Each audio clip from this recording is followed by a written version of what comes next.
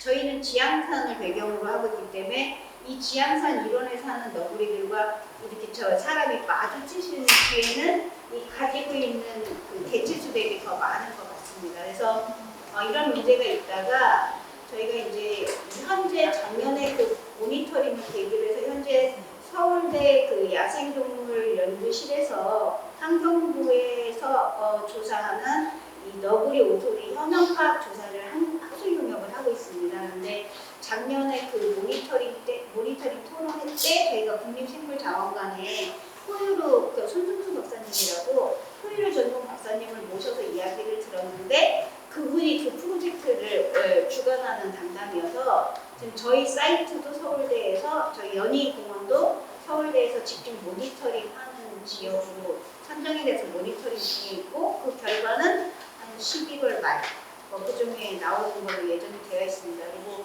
오늘 저희가 토론회를 하게 되시면은 민원이 좀 급증한 거예요. 작년 대비 올해 이 공원에 너구리가 너무 많다. 아파트 지역에 너구리가 너무 많이 온다. 아파트 안에 너구리가 새끼를 낳았다. 공원에 새끼를 낳았다. 뭐 이런 민원들이 좀 많다 보니까 그러면은 지금 이런 연구가 진행이 되고 있어서 정확한 건 그때 가서 알겠지만 지금이라도 우리가 그러면 대비하고 할 수 있는 게 뭐냐. 이거는 뭐 전문가가 막 딱 답이 정해진 게 아니니까 우리 지역에 있는 주민들의 의견들, 그 다음에 현존하고 있는 법이라든가 할 수 있는 행정이라든가 이런 것들이 지금 할 수 있는 최선을 좀 다 해보자 라고 하는 취지에서 오늘 토론회를 하게 되었고요. 이 토론회는 연안보존 네트워크라고 하는 시민단체가 있습니다. 연안보존 네트워크는 어떤 거냐면 처음에는 시화호가 뭐냐면은 그쪽 그 시화 방조제를 하면서 그쪽에 생태운동 습지, 연안 습지니까 갯벌이죠. 갯벌 보존 운동을 하던 단체인데요. 생명금에 이어서 이렇게 진행을 하고 있다가 지금 그 연안이라고 하는 데는 강물이 내려가면 바로 갯벌이 닿는 거고 특히 그 인류의 지금 UNEP에서 인류의 3대 위기라고 하는 게 기후변화, 그 다음에 생물종 다양성의 손실, 그 다음에 세 번째가 이제 이 해양 오염이거든요. 이 플라스틱, 특히 해양 쓰레기가 다 플라스틱인데 이 플라스틱 문제를 해결하지 않으면 우리 인류가 정말 최대 위기로 갈 것이다라고 이제 지정을 하고 가는데 저희가 갯벌을 하다 보니 갯벌로 내려오는 그 모든 것들은 어디서 뭐냐면은 도시나 이런 데서 발생한 게 강을 타고서 결국에는 오니까 관계가 있다. 그래서 저희가 재작년부터 연합보존 네트워크가 이제 도시에서 그런 바다와 연관된 환경 활동을 하자고 진행을 했고 그 프로젝트 이름이 어반 블루입니다. 우리가 일반적으로 산 녹지를 가지고 이야기할 때는 그린이라는 단어로 저희가 상징을 해서 색감을 이용해서 숲 생태를 이야기를 할 때는 그린을 쓰고 저희가 물 관련해서 할 때는 블루라고 하는 단어로 대변되고 있어서 저희가 도시 속에서 있는 그런 물과 물그릇 관련한 프로젝트로서 이 생물 다양성도 증진하고 삶을 바꿔내자 하는 거였고 아마 너구리 덕후와 관련된 거가 있습니다. 그래서 아니 얘기는 여기 와서 살기 시작하는 다양한 동물들 다양성이나 생물 다양성이 인간의 생활과 겹치는 일이 벌어지고 그게 풍물처럼 되게 되는 거예요. 당연히 있어야 될 일임에도 불구하고 그 자체의 절차나 이런 것들이 우리하고 동물하고 합의가 되지 않고 뭐 어떤 의사결정이 안 되고 이러니까 동물이 등장해서 벌어지는 모든 일을 문제점처럼 동물 성향이 되게 강해졌어요. 네. 그게 온순하지 않고 공격적이거나 사고를 일으키면 그건 나쁘다라고 하는 일종의 우리들 간의 인간적 측면에서 합의. 근데 그게 안 되거든요, 사실은. 이런 자연 생태라고 하는 것은 많은 종들이 얽혀들면서 어쩔 수 없이 벌어지는 공간 경쟁, 먹이 경쟁, 시간 경쟁, 심지어는 배우자와의 경쟁 이런 것들이 자연스럽게 보여져요.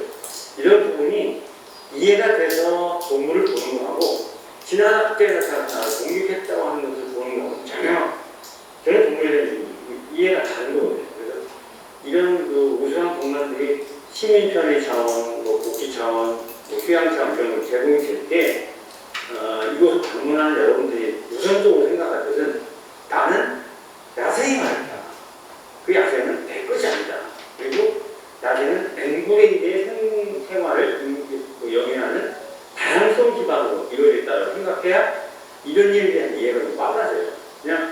여긴 전부 n분의 n-2 내 거야라고 하면 나를 뺀 나무가 전부 내 거라고 생각하는 거죠. 왜냐면 나무도 내 거, 땅도 내 거, 뭐 여기 숲도 내 거라면 여기에 다른 동물이 와야 될 이유가 없는 거고 그 이유가 없다는 순간 싸움이 시작되는 거예요. 그게 뭐예요? 민원이나 지적, 곤란함, 나에 대한 공격이다 이렇게 생각이 쉬운데 사실 생태적으로 안정된 공간이 오랫동안 유지되면 그것을 야생동물들이 놓치지 않아요.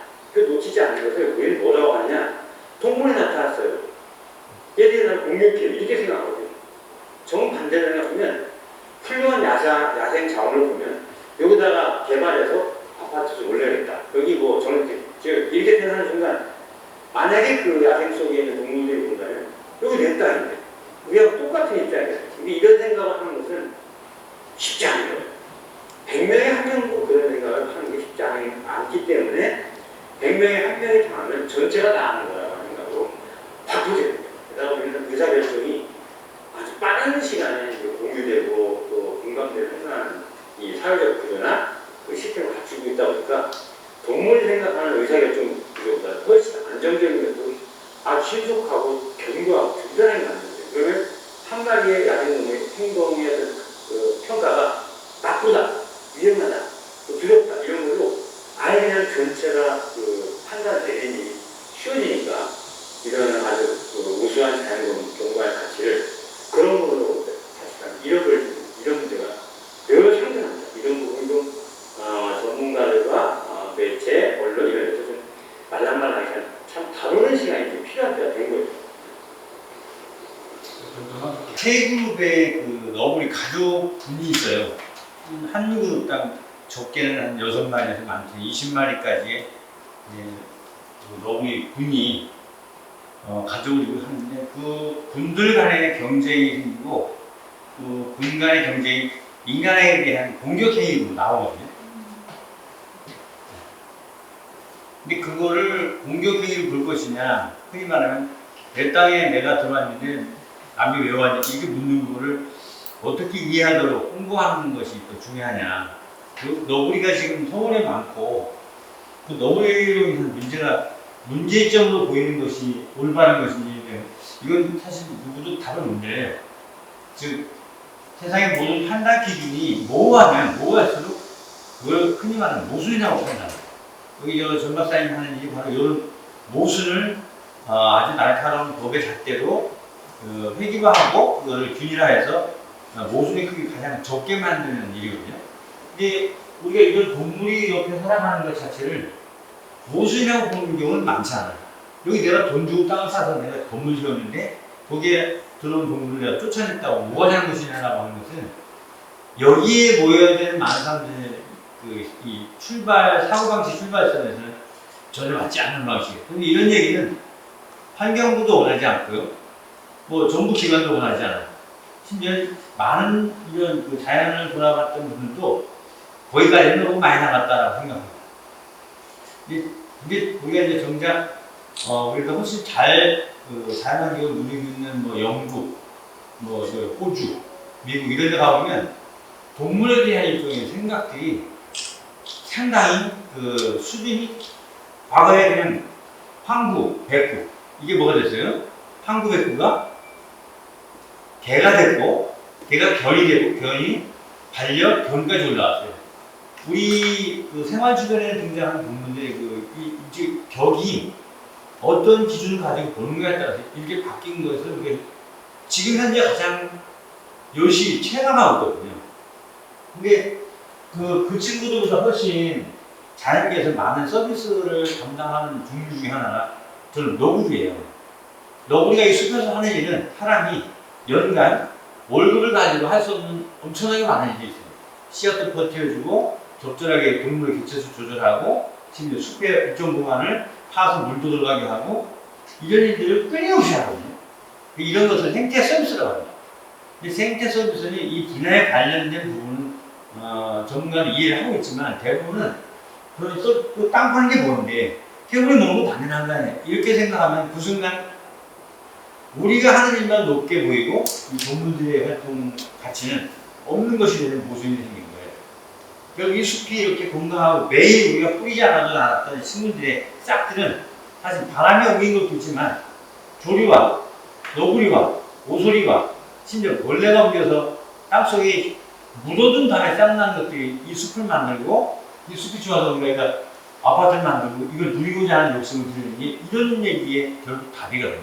그러니까 동물을 만나서 우리가 어떻게 볼까 하는 것은 지금 이 전 박사님의 이제 마지막으로 좀 다뤄줘야 될 것이 동물은 우리 사회에 대해서 어떤 지위에 둘 것인가, 동물과 관련된 의식과 어떤 정서의 어미니티를 어떻게 균일하게 맞춰줄 것인가에 대한 노력을 구체화하지 않으면 늘 분쟁의 소지에서 벗어나지 못한다.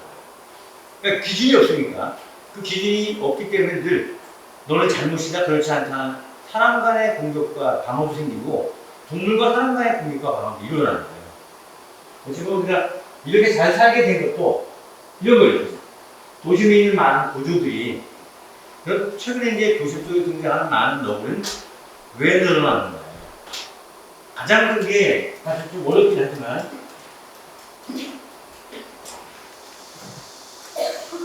여기에요? 네. 여기 이제 여기 지금 가장 큰 파도로 떠오르고 있습니다. 그게 뭐 문제점을 얘기하고 하는 것이 아니라 문제점 원인은 알아야 뭐 아버지가 배가 아픈데 병원 무조건 가시라고 썼죠. 왜 아픈지 문제점을 알아 병원을 가든 집에서 자가치료하는 요 활동 자체는 상당히 의미가 좋았어요. 네. 고양이가 불쌍하니까 밥을 줬다. 그런데 그 다음에 어떤 일이 벌어질지를 누구도 생각하지 않았던 거죠. 그래서 이건 도시 안에 과거의 도시는 건물과 도로, 사회 기반 체제를 갖춘 건조한 도시였어요. 근데 살다 보니 내가 불편하고 내가 쉴 곳이 없고 내가 녹색이 없다는 불평 불만을 뭘로 하죠? 도시에다가 이런 걸 만들어놨나? 이건 뭐 한참 전에 가는 센트럴 파크 그 오른쪽 부분이에요. 이게 청주시가 만들고 있는 숲입니다. 저런 걸 도입하게 되면 어떤 일이 벌어지느냐? 땅에 낙엽이 쌓이고 연화공간, 물렁물렁한 땅이 많이 생겨요. 그 물렁물렁한 땅에는 곤충의 활동과 번식, 은림, 먹이 사슬이 복잡하게 만들어요. 그럼 당연히 이런 곳에 냄새가 나고 종자도 들어오고 다양한 생물들은 여기가 맛집이네. 이게 소문이 나는 거예요. 그렇게 찾아온 곳이 흔히 말하면 똥입니다. 이런. 그리고 그런 것이 삶의 상당한 플러스 요인이 된다 해서 그런 기술을 개발하는 게 바로 생태공원, 관련 기술, 법적 제도 장치, 또 시민들의 노력으로 만들어진 이런 건가요? 이런 거. 보세요. 50년, 100년 전 같으면 옥상에다 누가 나오시면 할 일 없다고. 그래서 집 져서 전세 줘야지. 이런 공간에 대한 그 녹색 기반이 점차 국가의 땅까지를 다스리는 개념으로 만드는 게 지금 전 박사님이 대표로 계신 이런 트로트 운동이에요. 이런 그 도시가 녹색 공간이 증가하면서 핀 공간이 늘어나요. 즉 그늘이 많아져요. 그럼 동물들은 쉽게 숨어요. 게다가 이런 도시에 심리를 뭘 발휘하는데 봄에는 노란색, 여름에는 빨간색, 가을은 뭐 녹색, 아니 보라색, 겨울에는 그나마 단풍에 이쁜 걸 심어주세요라고 해요. 왜? 보기 좋으라고. 내가. 근데 그 결과가 생기는 것이 뭐냐? 꽃에서 반드시 열매가 생깁니다. 열매나 종자가 생기면 그걸 먹으려고 하는 게 바로 먹이사슬의 기본적인 소비자들이에요. 새, 포유류. 그거 뭐가 되죠? 걔들이 그냥 오나요? 소문을 내요. 나 이쁘거든요. 나 이렇게 몸 통통해요. 그러면 땅에서 보던 동물들은 저거 먹어야겠다. 당연히 도시로 들어올 수가 없어요. 도시가 그렇게 제대로 만들어 놓고 그 초청장 보고 들어오는 동물들한테 집에 안 가죠. 내 딸이거든요. 먹이가 있으면 내 딸인 거예요. 게다가 이제 궁극적으로 이렇게 친환경적인 공간들이 증가하면서 어떤 문제가 생겼냐? 도시에 과거의 도시는 밀집 도시가 많았어요. 즉 건물과 건물 사이에 이격 공간이 적었습니다. 그래서 우리가 골목 문화가 상당히 발달했었거든요. 아마 여러분도 어렸을 때 골목을 쭉 뛰어다니면서 막 숨고 지금 그런 골목이 있죠. 점점 지하 주차장밖에 없어요. 그러니까 건물 사이가 상당히 이격거리가 많아지는 대신 무관심 공간이 증가합니다. 내 땅도 아니고 이 땅도 아닌데 갈 수도 없는 아파트 절벽. 그 다음에 유휴공간 중에 뭐 비상시에만 쓸 수 있는 공간. 그런 공간이 늘어나면서 거기를 집으로 선택한 게 또 야생동물들이 하는 일이에요. 오늘 제가 오늘 또 이제 방송국에 전화 받은 게 아파트 지하 주차장이 3,000평이 넘는데 거기에 새끼까치가 들어가서 못 나간대요. 그때 주민들이 온갖 산을 다 가서 까치가 나갈 생각이 전혀 없어요. 근데 문제는 까치 들어온 거 좋다는 거지. 행남처럼 밥 주는 거 좋은 거예요. 벤치에 똥 쌌어. 논수에 똥 쌌어. 이거 누가 지을 건데? 그 결국 이제 주민 간의 갈등이 생긴 거죠. 이게 뭐예요? 모순이에요, 모순. 상대방과 내가 협의를 하지 못한 상태의 충돌이 매이거든요. 네. 근데 이런 거에 대한 기준과 평가와 잣대와 가이드라인을 누가 쳐야 되냐? 저 텔레토비 학교의 주인공들이 국회의원이 해야 돼요. 국회의원 텔레토비는 4글자예요, 둘 다. 공통점. 이분들이 해줘야 돼요. 그 다음에 그거를 좀 더 세밀하게 다루는 작업에 우리 전 박사님이 딱 분장하셔서 이래야 됩니다. 네. 자연이기 때문에. 이게 이제 우리 전 박사님 한신 일이고요. 어쨌든 이런 일이 중기에 일어나는 가장 중요한 것은 바로 우리가 우이동에서, 우이천에서, 강북구청에서 추천해가지고 왜 교수님 이런 일 벌였나요? 물어본 그 내용은 결론은 하나예요. 자식을 데리고 나간 7마리의 너구리를 데리고 나간 엄마가 지나가는 덩치 큰 개를 만나는 순간 자기 목숨을 담보로 큰 개인 리트리버를 물었어요. 몸무게를 8배나 더 나와요. 근데 일반 시민이 보면 요만한 게 이딴 방을 물고 있거든. 근데 이 리트리버는 겁이 나가지고 오줌통 지지 싸고 있던 날부터 끙끙 앓아먹고 있어요. 강북구청에 피해 부상 청구가 온 거예요.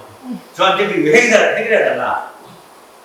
당연히 이제 그래서는 뭐 당연히 배상을 해야겠죠.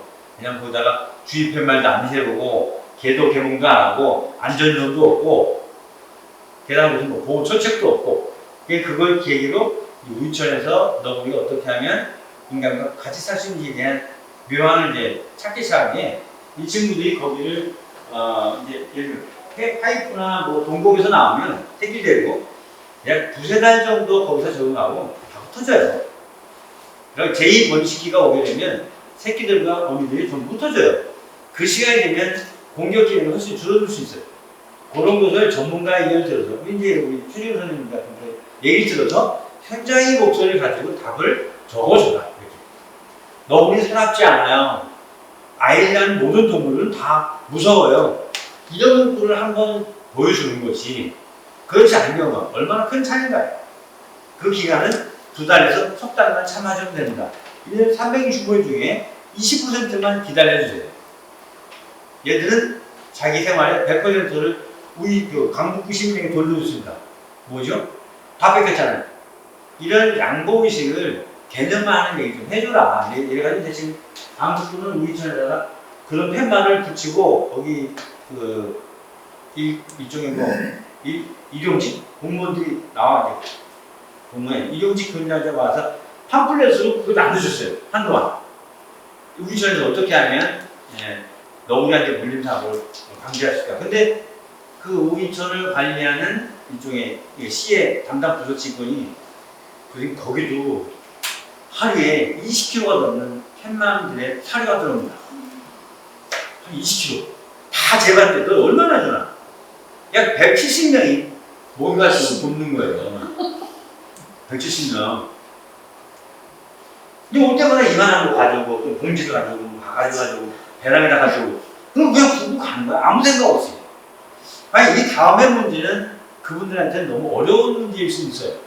왜? 한 번도 생태계에 대한 얘기 들은 적이 없고, 너구리가 거기에 어떻게 살고 있으면 다음에 때 어떤 일이 벌어질지를 몰랐으니까. 이런 거에다 홍보 계몽이 왜 이제 없었는가는 사실 저희도 책임도 좋지 않습니다. 그런 문제가 예견되면 이거를 좀 적극적으로 올려야 되는데 그걸 올리면 행정기관은 저희들 같은 사람을 차단해놔요. 아예 왜? 우리를 귀찮게 한다. 쓸데없는 일을 하게 한다. 그 순간 이제 아예 민원은 적 자체가 안 될 수도 있어요. 흔히 말하면 이런 거예요. 이건 뭐 실제 사진과는 다른 거지만 이게 농단이라고 하는 진천에 있는 당연히 이렇게 물과 자연 공간이 있으면 이런 곳은 누구에게나 여기 저기 한번 가봐야지. 우리도 가고 싶은데 물 쉽게 못 먹고 먹도 많게 보이는 이런 곳에 동물이 안 올까요? 네. 그 대표적인 사례는 소소물 호수. 그래서 이제 너구리가 야생동물로서 도시로 들어오기는 이런 게 가장 큰 장점이에요. 환경이 과거에는 딱딱하면서 지금은 혹시나는 아니지만 숨고 먹을 게 많아요. 꽃이 피고 열매가 달릴 시기에 산속에 떨어지 그게 떨어지는 만들이 많은 고기들을 겨울 동안 풍족하게 먹는데 거기다가 청아제이사를 또 섞어줘요. 얼마나 좋아. 양지에 곰팡이 하나 없고 그것도 종류가 다 달라요. 어떤 건 닭고기, 오리고기, 뼈, 비타민, 항생제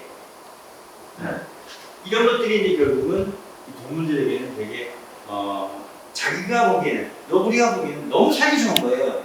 또 하나는 천적이죠.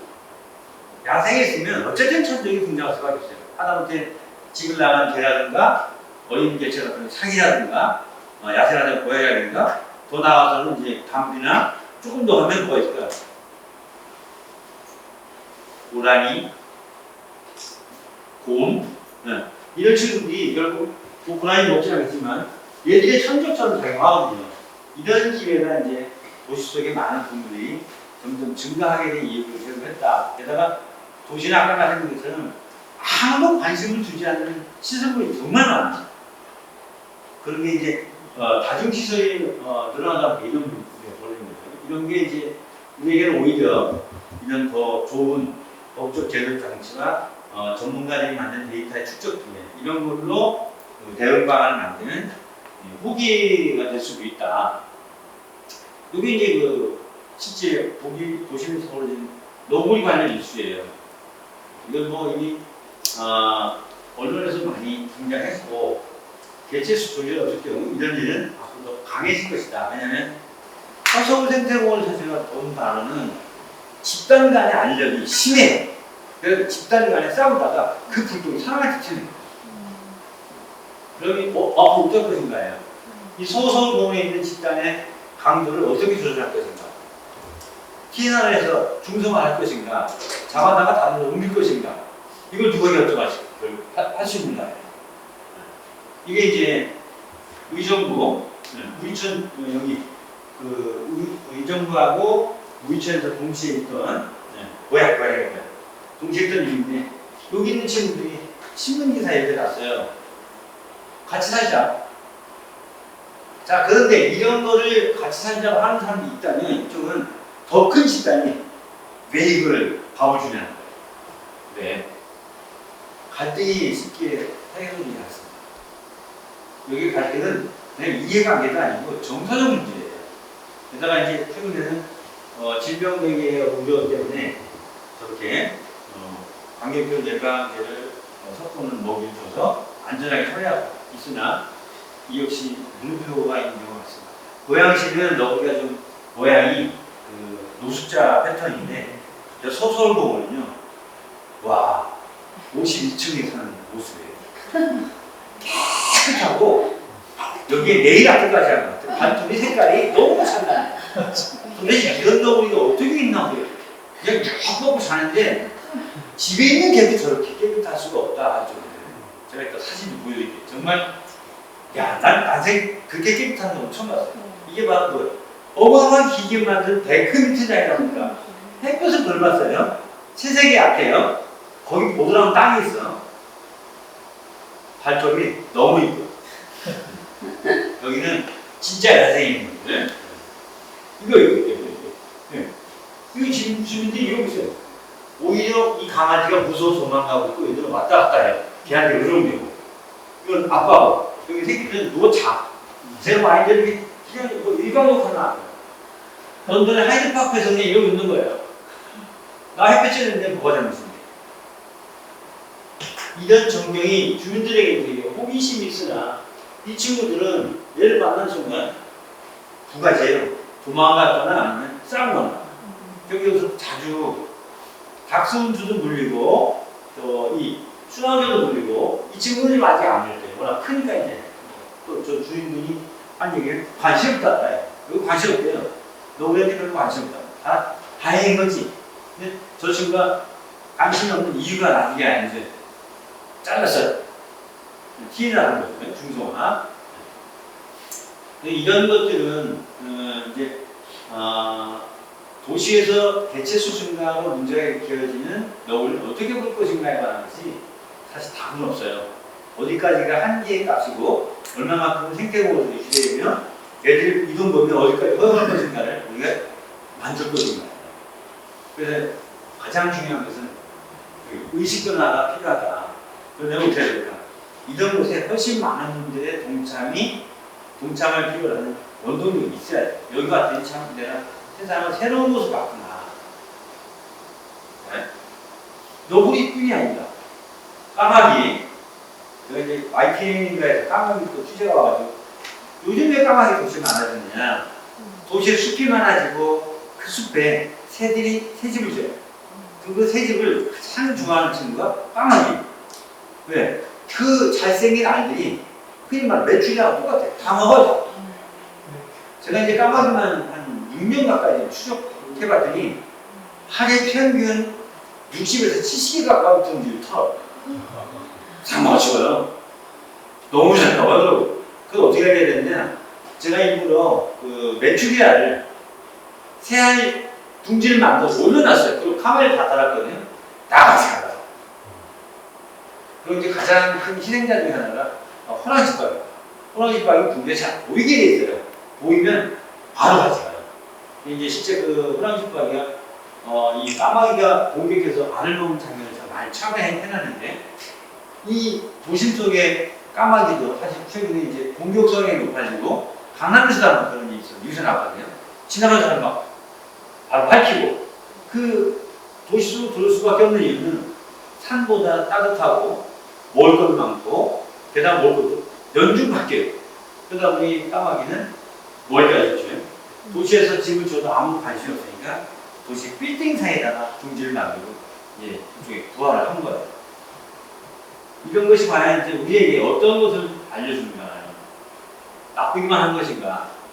이게 이제 우리 가장 그 수원, 경기, 평택, 울산에서 많이 보시는 떼까마귀거든요. 이 친구들은 천새예요. 이게 여기 있는 그 일반 갈가마귀 경우들은 이제 일부는 천새로 이동하기도 하고 흔히 보이는 큰 부리 까마귀는 대한민국에 그대로 터세처럼 살고 있는 친구들. 또 있죠. 비둘기요. 우리 지금 비둘기를 비둘쥐라고 해서 비둘쥐, 닭둘기. 살이 쪄가지고 잘 비행도 못한다. 근데 이거 이제 이집트에 갔을 때 제가 얻은 작품. 이집트는 얘들하고 공생을 위한 노력이 하나로 이렇게 집을 쳐주고 집에 알을 수강이 좋게 만들어놨어요. 그래서 개체수를 조절합니다. 노력을 하는 만큼 보시면 깔끔해지고 이집트는 전 국토 문화 지역이 진짜 새 한 마리 가서는 안 될 정도로 중요성이 높은 문화의 지역이 정말 많아. 근데 그런 곳에서 새를 없애기 전에 새를 어떻게 하면 우리 주변 주변에 문제점을 일으키지 않는가를 그냥 공감대를 형성한 차원에서 이렇게 알을 수박이 좋은 장치로 만들어 놓고 그래서 우리는 아파트에 이렇게 산다고 집어 던지고 신고하고 그러다가 얘들이 뭐 번식하지 않나. 번식은 이 친구들이 이제 뭐랄까 특권이죠. 또 매미 지금 미국은 221년 만에 폭발적인 증가를 일으키는 매미 두종 13년과 17년 주기 매미가 한꺼번에 나타나서 국토 존재가 약 300주만 이상의 매미를 덮일때요. 이것도 황당하죠.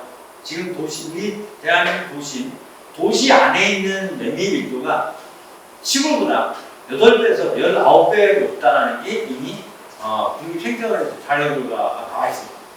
그럼 도시는 왜 늘어나는 거예요? 연화 면적 증가, 부드러운 땅의 면적 증가, 그 다음에 연중 안정된 공간, 그리고 그늘 공간, 게다가 사람이기 때문에 예절을 조리는 부분들이 사진 거, 이런 게 이제 얘기를 꽃가지 위에 들어가게 했다. 또 하나는 뭐냐면, 이건 제가 자주 인용하는 사진인데요. 이게 바로 은평구에서 봤을 때는 대벌레 폭발적 증가, 은평구 봉산. 제가 여기 인터뷰를 6번 갔어요. 여기 몇 마리, 약 7천억에서 1조 마리? 수종치가 7천억 마리 등장했어요. 산 면적을 전체를 보고 단위 면적당 개체수를 환산했더니 적어도 7천억 마리, 많게는 1조 마리. 갈 수가 없어요. 가는 치킨만 한 번에 3, 40마리를 받아야 돼요. 그래서 도대체 그 대벌레는 어떻게 이렇게 숫자가 많이 늘어나는 거예요? 너구리만의 문제가 있다. 이 부분에 묘한 현상을 발견한 학자가 있습니다. 우리나라 사람인데 대벌레가 숫자를 늘릴 수 있는 가장 큰 그 브레이크, 이제 곤충 혼잡이를 역할을 한 것은 뭐냐면 직박구리라고 하는 그 연구 결과가 나왔어요. 직박구리가 이 친구를 먹고 알을 갖고 있는 개체를 반쯤 소화시켜서 똥을 내보내면 그 알이 부화율이 그냥 이 엄마 지금 대벌레만 만든 알보다 부화율이 10배에서 70배까지 높다. 결국 집밥꾸리가 서울시에 대표 조류로 약 9년 전에 발표가 됐어요. 이미. 집밥꾸리는 참새를 대체한 도시용 새로 1등이다. 그 숫자 증가만큼의 얘들의 숫자가 이렇게 이게 아니고 이렇게. 그다음 이런 일이 생겼어요. 이런 일은 수원, 분포, 산본 곳곳에서 동시에 발견됩니다. 그 공통점은 전부 집밥구리와 무관하지 않다는 거예요. 그러니까 생태계가 어떤 축으로 어떻게 방향을 잡는지를 누구도 예단할 수 없고 예측할 수 없기 때문에 이런 일에 관한 것을 어떻게 앞으로 이제 개량하고 쳐다볼 것인가. 이 봉산에 농약을 얼마나 뿌린지 아세요? 경상북도가 일주일 동안 쓰려면 한 달에 갔습니다. 어마어마하게 쏟아버려요. 안 죽어요, 근데. 왜? 밥을 안 먹어. 밥을 안 먹어요. 입을 닫고 살아야 된다. 그러다가 자연사 하는 게 대부분이에요. 여기 농약 쳤거든요. 계속 걸어가요. 먹지 않는 동물에 대한 그 농약 기호를 과연 방제로 선택할 수 있는 건가요? 차라리 훈증요법처럼 기체가 체크팔다고 들어가서 호흡을 못하게 막거나 이래야 되는데 그냥 이러고 다니는 아무것도 없습니다.